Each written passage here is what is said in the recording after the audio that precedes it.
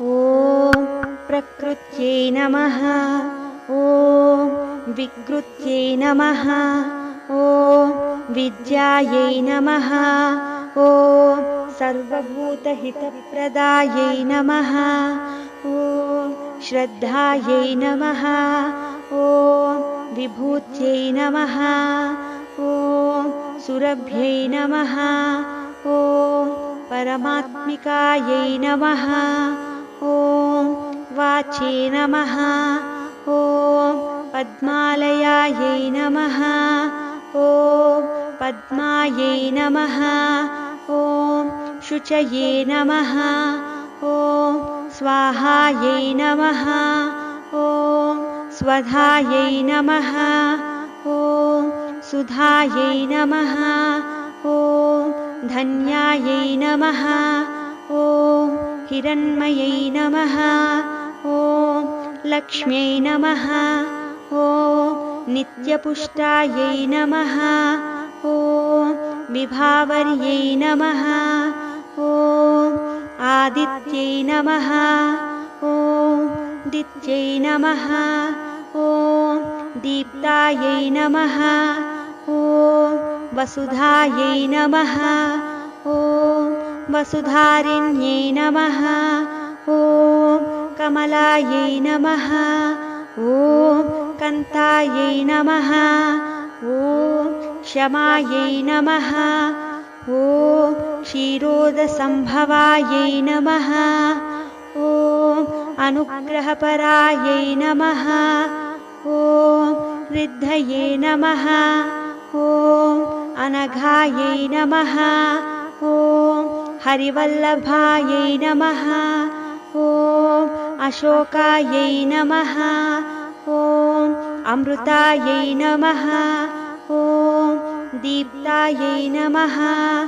ॐ लोकशोकविनाशिन्यै नमः। ॐ धर्मनिलयायै नमः। ॐ करुणायै नमः। ॐ लोकमात्रे नमः। ॐ पद्मप्रियायै नमः। ॐ पद्महस्तायै नमः। ॐ पद्माक्ष्यै नमः। ॐ पद्मसुन्दर्यै नमः। ॐ पद्मोद्भवायै नमः। ॐ पद्ममुख्यै नमः। ॐ पद्मनाभप्रियायै नमः। ॐ रमायै नमः। ॐ पद्ममालाधरायै नमः।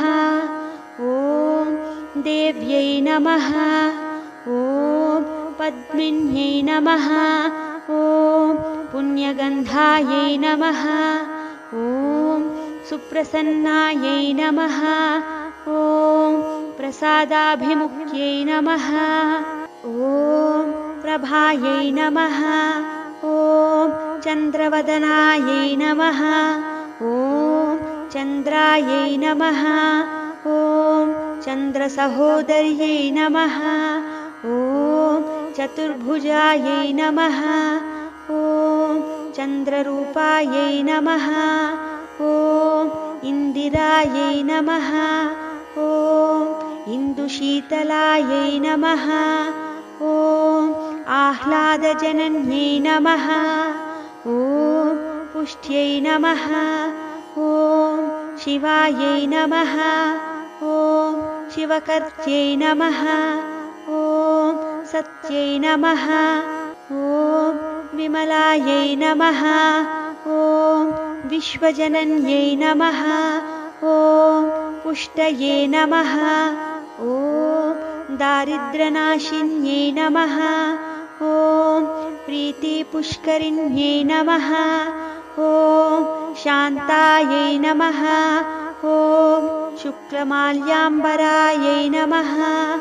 ॐ श्रियै नमः। ॐ भास्कर्यै नमः। ॐ बिल्वनिलयायै नमः। ॐ वरारोहायै नमः। ॐ यशस्विन्यै नमः। ॐ वसुन्धरायै नमः। ॐ उदाराङ्गायै सुप्रदायै नमः। ॐ हरिण्यै नमः।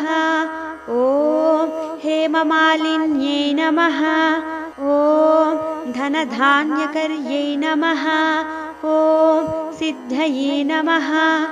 ॐ स्त्रैणसौम्यायै नमः। ॐ शुभप्रदायै नमः। ॐ नृपविष्मगतानन्दायै नमः। ॐ वरलक्ष्म्यै नमः। ॐ वसुप्रदायै नमः। ॐ शुभायै नमः। ॐ हिरण्यप्राकारायै नमः। ॐ समुद्रतनयायै नमः। ॐ जयायै नमः। ॐ मङ्गलदेव्यै नमः। ॐ विष्णुवक्षस्थल नमः। ॐ स्थितायै नमः। ॐ विष्णुपत्यै नमः। ॐ प्रसन्नाक्ष्यै नमः। ॐ नारायणसमाश्रितायै नमः। ॐ दारिद्र्यध्वंसिन्यै नमः। ॐ देव्यै नमः। ॐ सर्वोपद्रववारिण्यै नमः। ॐ नवदुर्गायै नमः। ॐ महाकाल्यै नमः। ॐ ब्रह्मविष्णुशिवात्मिकायै नमः। ॐ त्रिकालज्ञानसम्पन्नायै नमः। ॐ भुवनैश्वर्यै नमः।